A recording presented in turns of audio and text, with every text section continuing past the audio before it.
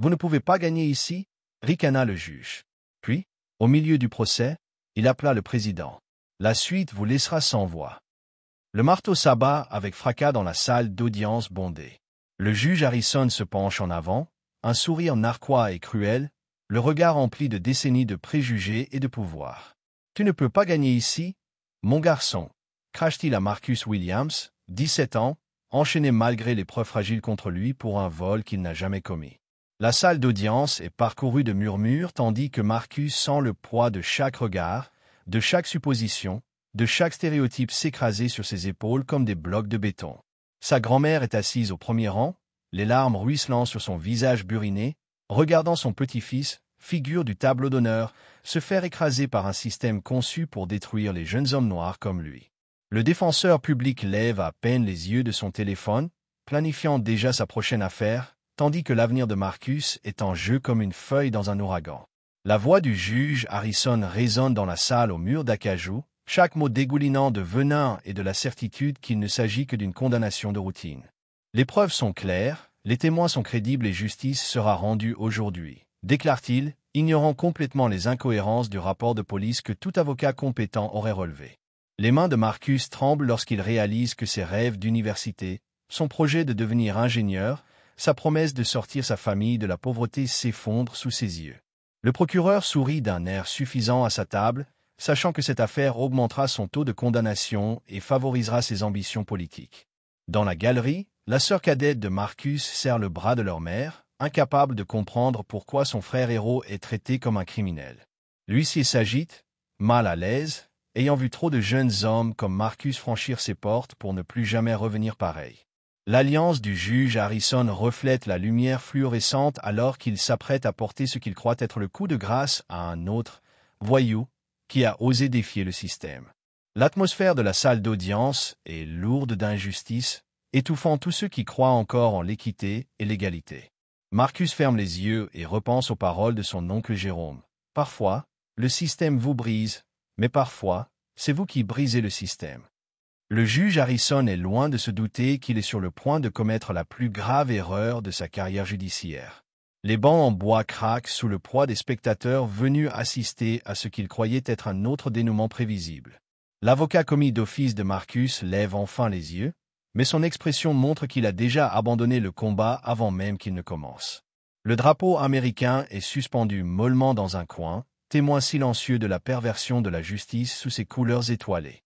Le juge Harrison ajuste sa robe noire comme une armure, se préparant à rendre son verdict avec l'assurance d'un homme qui n'a jamais été contesté. L'horloge murale résonne bruyamment, marquant chaque seconde où la vie de Marcus lui est volée. À cet instant, entouré des prétendus piliers de la justice, Marcus ne s'est jamais senti aussi seul ni aussi déterminé à prouver son innocence. Les néons scintillent au-dessus de la salle, projetant des ombres inquiétantes sur les visages de tous ceux impliqués dans cette mascarade judiciaire. Le juge Harrison s'éclaircit la gorge, prêt à prononcer les mots qui, selon lui, scelleront à jamais le sort de Marcus. La tension dans la salle est telle qu'on pourrait la couper au couteau, et chacun se penche en avant pour entendre la suite. Marcus redresse les épaules et lève le menton, refusant de laisser ce juge corrompu le voir s'effondrer. Le décor est planté pour une confrontation qui ébranlera les fondations même de ce palais de justice. Le juge Harrison ouvre la bouche pour poursuivre sa tirade, complètement inconscient qu'il va faire face à la surprise de sa vie. Le marteau en bois trône sinistrement sur le banc, prêt à rendre ce que tout le monde suppose être une justice rapide et impitoyable. Mais Marcus Williams n'est pas n'importe quel adolescent noir de 17 ans issu des quartiers défavorisés. Et le juge Harrison est sur le point d'apprendre que certains combats sont impossibles à gagner. Le silence règne dans la salle d'audience, chacun attendant la suite du procès. Marcus prend une profonde inspiration et se prépare à changer son destin pour toujours. Le souvenir frappe Marcus comme un éclair lorsqu'il se souvient de l'appel téléphonique d'il y a 3 mois, lorsque sa mère Sarah lui a annoncé en larmes le nouveau poste de son oncle Jérôme à Washington. « Chérie, ton oncle a encore été promu », avait-elle murmuré par-dessus la communication grésillante. Il travaille directement avec le président maintenant, sur un sujet de sécurité nationale. Marcus était tellement concentré sur ses examens et ses candidatures à l'université que la nouvelle lui avait à peine traversé l'esprit, un autre accomplissement dans l'ascension fulgurante de son oncle Jérôme. de sergent de l'armée à conseiller présidentiel. Mais aujourd'hui, dans ce palais de justice où la justice a été détournée pour servir d'arme contre son peuple, Marcus réalise que son lien familial pourrait bien être la clé pour démasquer ce système corrompu. Le juge Harrison poursuit son assaut verbal, ignorant complètement que le voyou devant lui est le neveu de Jérôme Williams, l'homme qui informe le président chaque matin des menaces à la sécurité nationale. L'ironie est cruelle lorsque Marcus se souvient de la façon dont son oncle Jérôme l'a toujours mis en garde contre les fonctionnaires corrompus qui abusent de leur pouvoir, sans jamais imaginer que son neveu deviendrait victime du système même qu'il sert. L'inspecteur Rodriguez se tortille, mal à l'aise, à la barre, sachant pertinemment qu'il a arrêté la mauvaise personne, mais refusant d'admettre son erreur, car cela ruinerait sa future promotion. Le véritable coupable, Tommy Snake Morrison, l'informateur et trafiquant de drogue de Rodriguez, est en liberté tandis que Marcus risque 25 ans de prison pour un crime qu'il n'a pas commis. En coulisses, la procureure Patricia Blackwood a bâti toute sa campagne de réélection sur son image de fermeté envers la criminalité et elle a besoin de condamnations retentissantes pour satisfaire ses riches donateurs qui exigent des résultats. Le juge Harrison doit sa position à la même machine politique qui contrôle Blackwood, un réseau de corruption qui s'étend de la mairie au Capitole de l'État, où la justice s'achète et se vend comme des marchandises. Le flashback s'intensifie lorsque Marcus se souvient avoir surpris une conversation téléphonique entre l'inspecteur Rodriguez et celui qui l'appelait le patron, expliquant qu'il devait fermer cette affaire de braquage rapidement et proprement, car l'attention médiatique nuisait au tourisme dans le centre-ville. L'avocat commis d'office de Marcus, maître David Walsh, croule sous les dettes à cause de son addiction au jeu et s'est vu promettre un poste lucratif au cabinet Blackwood s'il abandonnait l'affaire. Le sténographe tape machinalement, enregistrant mensonges et inventions qui deviendront le compte-rendu officiel de cette parodie de justice. Dans la galerie, Marcus remarque plusieurs hommes en costume coûteux qui n'ont rien à faire dans un procès de braquage de routine, leur présence suggérant que des forces puissantes souhaitent que cette affaire soit résolue rapidement et discrètement. La corruption du juge Harrison est plus profonde qu'on ne le pense. Des comptes bancaires offshore sont alimentés par des promoteurs qui souhaitent débarrasser certains quartiers des éléments indésirables par des poursuites agressives. Les véritables preuves qui disculperaient Marcus reposent sous clé dans le tiroir du bureau de l'inspecteur Rodriguez, notamment des images de vidéosurveillance montrant clairement le visage du véritable coupable. Mais Rodriguez a détruit la chaîne de possession et enterré les images, car admettre son erreur révélerait des années de machinations similaires qui ont détruit d'innombrables vies innocentes. Marcus, l'esprit s'emballe tandis qu'il relie les points, réalisant que son affaire n'est qu'une infime partie d'un vaste complot visant à alimenter le complexe industriel carcéral avec de jeunes corps noirs. L'assistante du procureur chuchote d'un ton pressant dans son téléphone, rapportant la procédure à quelqu'un qui exige des mises à jour régulières sur cette affaire hautement prioritaire. Le juge Harrison frappe à nouveau du marteau, la voix s'élevant avec une indignation vertueuse, s'apprêtant à rendre son verdict prédéterminé. L'huissier vérifie son arme, anticipant l'explosion émotionnelle qui suit généralement ces séances de harcèlement. La grand-mère de Marcus continue de prier en silence, ses lèvres remuant dans une supplication désespérée à un Dieu qui semble absent de ce palais de justice. La climatisation ronronne au-dessus de nos têtes, le seul bruit ambiant hormis les propos incendiaires du juge et le grincement de la sténographe. L'inspecteur Rodriguez évite tout contact visuel avec Marcus, conscient que ses mensonges sont sur le point de détruire la vie d'un adolescent innocent. La corruption est si profonde dans cette salle d'audience que même le concierge a été payé pour éliminer, accidentellement, des preuves qui pourraient aider les accusés. Le téléphone du juge Harrison vibre, accompagné d'un SMS du procureur Blackwood. « Faites vite et bien, les caméras attendent dehors. » Marcus réalise que sa condamnation est déjà décidée, scénarisée et chorégraphiée, telle une représentation théâtrale destinée à satisfaire la foule assoiffée de sang qui réclame justice. Les murs de la salle d'audience semblent se refermer tandis que Marcus comprend l'ampleur du complot ourdi contre lui. Mais alors que le juge Harrison ouvre la bouche pour porter ce qu'il croit être le coup fatal, Marcus prend une décision qui va tout changer. L'adolescent fouille dans sa mémoire, sort le numéro privé de son oncle et se prépare à passer un appel qui va provoquer une onde de choc dans tout le système corrompu. Parce que parfois, quand on ne peut pas gagner en jouant selon leurs règles, il faut changer complètement la donne. La voix de Marcus tranche avec la tirade du juge Harrison comme une épée dans la soie alors qu'il parle pour la première fois de toute la procédure. Votre honneur, je vous demande respectueusement de bien vouloir passer un coup de fil avant de continuer. Le visage du juge vire au pourpre de rage d'avoir été interrompu, son marteau déjà levé pour faire taire ce garçon insolent qui ose parler sans permission. Vous recevrez votre appel après que je vous ai condamné à la peine maximale prévue par la loi. Harrison rugit, mais Marcus a déjà sorti son téléphone portable, les mains tremblantes. L'huissier s'avance pour confisquer l'appareil, mais Marcus compose déjà le numéro qu'il a mémorisé il y a des années, la ligne directe que son oncle Jérôme lui a fait promettre de n'appeler qu'en cas d'urgence absolue. Les cris du juge Harrison emplissent la salle d'audience tandis qu'il exige le calme, ignorant totalement que l'adolescent devant lui est sur le point d'entrer en contact avec le bureau le plus puissant du monde. « Oncle Jérôme », dit Marcus doucement au téléphone, sa voix à peine audible dans le chaos. « C'est Marcus, et j'ai besoin de vous maintenant plus que jamais. » La salle d'audience explose lorsque l'huissier tente de s'emparer du téléphone, mais Marcus se dégage au moment même où une voix familière répond avec le professionnalisme impeccable de quelqu'un habitué à gérer les crises nationales. « Marcus? Qu'est-ce qui ne va pas?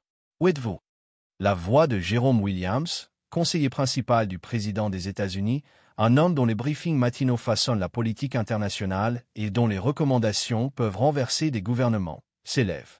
Le visage du juge Harrison vire au blanc lorsqu'il entend Marcus expliquer sa situation en phrases rapides et désespérées, dressant un tableau de corruption si flagrant que même les initiés de Washington seraient choqués. « Attends, mon neveu !» La voix de l'oncle Jérôme porte une autorité absolue tandis qu'il prend conscience de la gravité de la situation. « Laisse-moi parler à celui qui dirige ce cirque. » Marcus tend le téléphone au juge Harrison, dont les mains tremblent maintenant, comprenant qu'il a peut-être commis une grave erreur de jugement. « Il y a quelqu'un qui souhaite vous parler, votre honneur, » dit Marcus avec un calme qui surprend tout le monde, y compris lui-même. L'inspecteur Rodriguez a soudain envie de disparaître sous terre, réalisant que son coup monté est sur le point de se dénouer de la manière la plus spectaculaire qui soit. Le visage de la procureure se décolore alors qu'elle voit sa condamnation garantie se transformer en un désastre potentiel, mettant fin à sa carrière. Le juge Harrison prend le téléphone à contre-cœur, son arrogance s'effondrant lorsqu'il entend Jérôme Williams s'identifier et commencer à poser des questions très pointues sur les preuves, la procédure et les incohérences évidentes de l'affaire. La conversation ne dure que 3 minutes, mais ces 3 minutes semblent une éternité, tant les réponses du juge Harrison deviennent défensives et désespérées. La voix de l'oncle Jérôme porte le ton caractéristique de quelqu'un qui a l'oreille du président et le pouvoir de faire ou de détruire des carrières sur une simple recommandation. « Je vois, » dit Jérôme froidement. « Et savez-vous que mon neveu est un brillant étudiant sans casier judiciaire qui devait passer un entretien au MIT la semaine prochaine? » Le monde du juge Harrison s'écroule lorsqu'il se rend compte qu'il a manipulé des preuves contre le neveu de l'un des hommes les plus puissants d'Amérique. L'huissier recule, refusant soudain d'être associé à ce qui devient clairement un incident fédéral.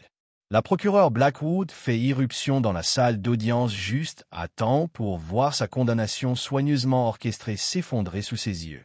Les derniers mots de l'oncle Jérôme résonnent dans le haut-parleur du téléphone pour que tout le monde les entende. « Juge Harrison, je parlerai au procureur général dans l'heure, et je vous suggère de suspendre immédiatement ces procédures en attendant une enquête fédérale. » Le silence qui suit est assourdissant tandis que le juge Harrison rend lentement le téléphone à Marcus, le visage blême, conscient que sa corruption l'a enfin rattrapé. L'inspecteur Rodriguez se souvient soudain d'une paperasse urgente qui requiert son attention immédiate et tente de filer par la porte de derrière. La procureure envoie des SMS frénétiques à ses supérieurs, sachant que sa carrière politique vient d'être interrompue pour des motifs extrêmement préjudiciables. La grand-mère de Marcus lève les yeux de ses prières, confuse, tandis qu'elle observe le rapport de force dans la salle d'audience basculer complètement en faveur de son petit-fils. Les fonctionnaires corrompus, qui semblaient si intouchables il y a quelques instants encore, ressemblent désormais à des animaux acculés, cherchant une issue de secours qui n'existe pas. La voix de l'oncle Jérôme résonne une dernière fois dans le téléphone. « Marcus, ne dites plus un mot avant l'arrivée du FBI. Et juge Harrison, considérez-vous comme sous surveillance fédérale à partir de maintenant. » Le drapeau américain dans le coin semble flotter avec une détermination renouvelée tandis que la vraie justice entre enfin dans la salle d'audience. Mais ce n'est que le début du combat de Marcus pour dénoncer le système corrompu qui a tenté de détruire sa vie. En l'espace de 24 heures, le palais de justice qui a tenté de faire taire Marcus Williams devient le théâtre de la plus grande enquête pour corruption de l'histoire de l'État. Les agents du FBI investissent chaque bureau, saisissant ordinateurs, dossiers et documents financiers.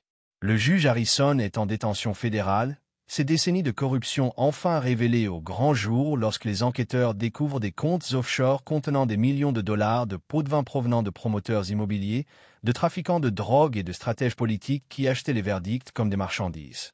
L'inspecteur Rodriguez s'évade quelques heures après son arrestation, avouant avoir dissimulé des preuves dans plus de 40 affaires, tandis que son agent, un capitaine corrompu nommé Sullivan, tente désespérément de détruire des preuves qui impliqueraient tout le commissariat. Le véritable auteur du braquage, Tommy Snake Morrison, se retrouve en détention fédérale après avoir tenté de fuir au Mexique. Son trafic de drogue est révélé comme faisant partie d'un complot visant à piéger des jeunes hommes innocents. La procureure Patricia Blackwood voit sa carrière politique s'évaporer lorsque les procureurs fédéraux annoncent un acte d'accusation exhaustif incluant racket, complot et violation des droits civiques couvrant toute sa carrière. L'avocat commis d'office de Marcus, David Walsh, coopère avec les enquêteurs fédéraux en échange de clémence, révélant comment les dettes de jeu qui l'ont rendu vulnérable ont été délibérément créées par le même réseau criminel qui contrôlait le juge Harrison. Le sténographe judiciaire, les agents de sécurité et même le personnel d'entretien sont interrogés tandis que le FBI découvre une opération systématique visant à traiter des accusés innocents par le biais d'un système truqué. Marcus se tient devant le palais de justice avec son oncle Jérôme Williams, qui a pris un congé temporaire de ses fonctions à la Maison-Blanche pour s'assurer que chaque fonctionnaire corrompu impliqué dans l'affaire de son neveu réponde pleinement de la justice fédérale. Le cirque médiatique qui s'ensuit révèle des décennies de racisme et de corruption institutionnelle, l'affaire Marcus devenant le catalyseur de vastes réformes judiciaires dans tout l'État. L'oncle Jérôme tient une conférence de presse où il annonce la création d'un groupe de travail fédéral chargé d'enquêter sur des affaires similaires à l'échelle nationale, veillant ainsi à ce que le cauchemar de Marcus devienne le fondement de la protection d'innombrables autres jeunes. Innocence. Les images de surveillance que l'inspecteur Rodriguez a tenté de détruire sont récupérées par les informaticiens du FBI, montrant clairement que Marcus se trouvait à des kilomètres de là au moment du braquage, assistant à un cours de soutien en mathématiques dans son école. Les autres victimes du juge Harrison commencent à se manifester, notamment des dizaines de jeunes hommes noirs et latinos condamnés sur la base de preuves fabriquées de toutes pièces. Leurs dossiers sont actuellement examinés par le gouvernement fédéral en vue d'une annulation immédiate. Les registres financiers du réseau corrompu révèlent des paiements provenant de sociétés pénitentiaires privées qui ont profité du flot constant d'accusés innocents traités par le tribunal de Harrison. Marcus retourne à l'école en héros, son entretien au MIT a été reprogrammé, il bénéficie d'une recommandation personnelle du bureau de son oncle et d'une bourse complète qui l'attend. Le maire annonce la démission du chef de la police et promet des réformes globales pour prévenir toute corruption future, bien que les critiques soulignent que nombre des mêmes problèmes systémiques restent sans solution. La remplaçante du procureur Blackwood, Maria Santos, une procureure réformiste, commence à examiner tous les dossiers de l'administration précédente tout en promettant transparence et responsabilité. Le palais de justice où Marcus a été victime d'injustice est rebaptisé Centre fédéral de justice Jérôme Williams, en hommage à l'homme dont l'intervention a sauvé non seulement son neveu, mais potentiellement des milliers de futures victimes.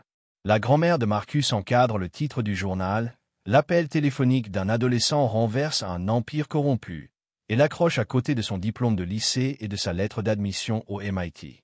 L'oncle Jérôme revient à Washington avec un projet de loi visant à instaurer une surveillance fédérale des systèmes judiciaires locaux, garantissant qu'aucune famille ne subisse ce que la famille Williams a vécu. Les peines de prison prononcées contre les fonctionnaires corrompus envoient un message clair. Ni l'insigne ni le siège ne protègent de la justice lorsque des enquêteurs fédéraux sont impliqués. Marcus est major de sa promotion et prononce un discours de remise de diplôme sur le pouvoir de la vérité et l'importance de ne jamais abandonner dans la lutte pour la justice, ses paroles inspirant une nouvelle génération de jeunes militants.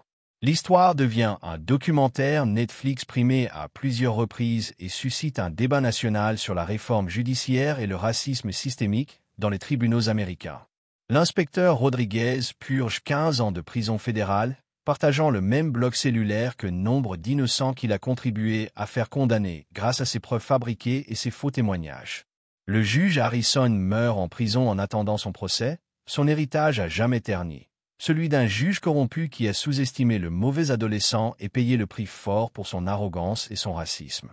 5 ans plus tard, Marcus Williams se tient dans le même palais de justice, désormais entièrement rénové et rebaptisé, alors qu'il s'adresse à un auditorium bondé de jeunes étudiants en droit, de militants des droits civiques et d'anciens policiers lors du Jerome Williams Justice Summit annuel. Ce diplômé du MIT vient de terminer sa première année à la faculté de droit de Harvard, où il préside la Civil Rights Law Society et a déjà plaidé bénévolement 3 affaires qui ont abouti à des annulations de condamnation. Son oncle Jérôme, aujourd'hui secrétaire à la sécurité intérieure, est assis au premier rang, rayonnant de fierté, tandis que Marcus prononce un discours sur la transformation du traumatisme en triomphe et l'utilisation de la douleur personnelle pour alimenter un changement systémique. Le public comprend les autres victimes de l'ancien juge Harrison, plus de 200 hommes innocentés et libérés de prison depuis le début de l'enquête fédérale, dont beaucoup travaillent aujourd'hui comme avocats, conseillers et animateurs communautaires. L'inspecteur Rodriguez suit la diffusion en direct depuis sa cellule de prison fédérale, où il est devenu un allié inattendu du mouvement de réforme en documentant les schémas de corruption et en aidant les enquêteurs à identifier d'autres affaires compromises dans plusieurs juridictions. Les experts comptables qui ont démêlé les crimes financiers du juge Harrison ont découvert un réseau de corruption couvrant cet État, conduisant à l'inculpation de 43 juges, 67 policiers et 28 procureurs dans le cadre de ce qui est devenu, Enquête Williams. Sarah, la mère de Marcus, est devenue une fervente défenseur de la réforme judiciaire, parcourant le pays pour partager l'histoire de sa famille et plaider en faveur d'une loi exigeant une surveillance fédérale des tribunaux locaux dans les communautés où les préjugés raciaux sont avérés. Les sociétés pénitentiaires privées qui ont profité des condamnations pour corruption ont versé plus de 3 milliards de dollars d'indemnisation à des personnes condamnées à tort, une somme qui a financé la construction de centres communautaires, de programmes de bourses et de centres d'aide juridique dans les quartiers touchés. L'ancienne procureure de district Patricia Blackwood, qui purge une peine de 25 ans de prison fédérale, a rédigé un mémoire confessionnel détaillant comment l'ambition politique et la pression des entreprises ont corrompu son sens de la justice, l'intégralité des recettes ayant été reversées à des services d'aide aux personnes innocentées.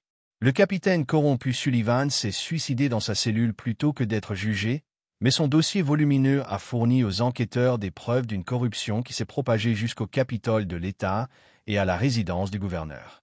La sœur cadette de Marcus, Ashley, inspirée par le combat de son frère, vient d'être admise à la faculté de droit de Yale avec l'intention de devenir procureur fédéral spécialisé dans les violations des droits civiques et les affaires de corruption gouvernementale. Le groupe de travail du FBI créé suite à l'affaire Marcus a enquêté sur plus de 1500 condamnations suspectes à travers le pays, aboutissant à 832 exonérations et à la refonte complète des systèmes de justice pénale dans 12 grandes villes. L'influence d'oncle Jérôme s'est accrue au point qu'il conseille régulièrement des dirigeants internationaux sur la réforme de la justice, et le protocole Williams pour les enquêtes sur la corruption judiciaire a été adopté par les tribunaux de 17 pays. La sténographe judiciaire qui a enregistré les agissements de Marcus travaille désormais comme témoin fédéral dans des affaires de corruption. Ces dossiers détaillés ayant fourni des preuves cruciales dans des dizaines de poursuites contre des fonctionnaires corrompus. L'avocat commis d'office de Marcus, David Walsh, après avoir purgé sa peine réduite, est devenu un défenseur des lanceurs d'alerte qui aident d'autres avocats compromis à dénoncer la corruption avant qu'elle ne détruise d'autres vies innocentes. Les images de sécurité qui ont sauvé Marcus ont été conservées dans les archives du FBI comme matériel de formation pour les agents enquêtant sur la corruption judiciaire, démontrant la facilité avec laquelle les preuves peuvent être manipulées lorsque les forces de l'ordre manquent de surveillance. Le garant, les greffiers et même les concierges ayant participé au complot ont tous été poursuivis et condamnés, ce qui envoie un message clair. La corruption a des conséquences, quelle que soit la position de chacun dans le système. La grand-mère de Marcus, aujourd'hui âgée de 85 ans et dont la santé décline, verra son petit-fils figurer en couverture du Time Magazine comme l'un des leaders de la justice de la prochaine génération, qui transforme le système juridique américain. Le professeur de mathématiques qui a fourni l'alibi de Marcus est devenu un ami proche de la famille et intervient régulièrement lors de conférences sur l'importance pour les citoyens ordinaires de se mobiliser pour défendre la vérité et la justice. La procureure Maria Santos a été réélue à 2 reprises grâce à son programme de réforme et son bureau sert désormais de modèle au parquet du pays qui cherche à privilégier la justice au taux de condamnation. La salle d'audience où le juge Harrison a tenté de détruire Marcus accueille désormais des ateliers mensuels « Connaissez vos droits » pour les adolescents, leur apprenant à se protéger face aux forces de l'ordre et à naviguer en toute sécurité dans le système judiciaire. L'étude de cas de Marcus est désormais enseignée dans les facultés de droit du pays, illustrant comment la corruption prospère dans l'ombre, mais ne survit pas à la lumière du contrôle fédéral et de la responsabilité publique. Les répercussions de ce simple appel téléphonique continuent de se propager, inspirant des lois, changeant des vies et prouvant que parfois, un acte de courage d'un jeune peut transformer tout un système. Oncle Jérôme raconte souvent à son public que Marcus lui a enseigné la leçon la plus importante de sa carrière. La véritable sécurité de l'Amérique ne réside pas dans la puissance militaire, mais dans une justice véritablement aveugle et accessible à tous les citoyens, sans distinction de race, de classe sociale ou de lien. L'histoire de la famille Williams est devenue un symbole d'espoir pour les familles confrontées à des injustices similaires, démontrant que le système peut être réformé lorsque des personnes bienveillantes refusent de se taire face à la corruption. Alors que Marcus s'apprête à obtenir son diplôme de droit à Harvard et à entamer sa carrière d'avocat spécialisé dans les droits civiques, il garde en lui la certitude que son appel téléphonique lui a non seulement sauvé la vie, mais a également créé un héritage de justice qui protégera d'innombrables autres personnes pour les générations à venir. Aujourd'hui, Marcus Williams se présente devant la Cour suprême des États-Unis. Il est le plus jeune avocat à avoir jamais plaidé devant la plus haute juridiction du pays. Il représente un recours collectif contre la corruption judiciaire systémique qui pourrait remodeler l'ensemble du système judiciaire américain. L'affaire Williams contre le ministère de la Justice des États-Unis conteste l'incapacité du gouvernement fédéral à surveiller et à prévenir efficacement la corruption qui a failli détruire sa vie il y a 10 ans. Le juge en chef Roberts reconnaît le point de vue unique de Marcus, à la fois victime et défenseur, tandis que le juge Jackson pose des questions pointues sur les implications constitutionnelles de la surveillance fédérale des tribunaux d'État et locaux.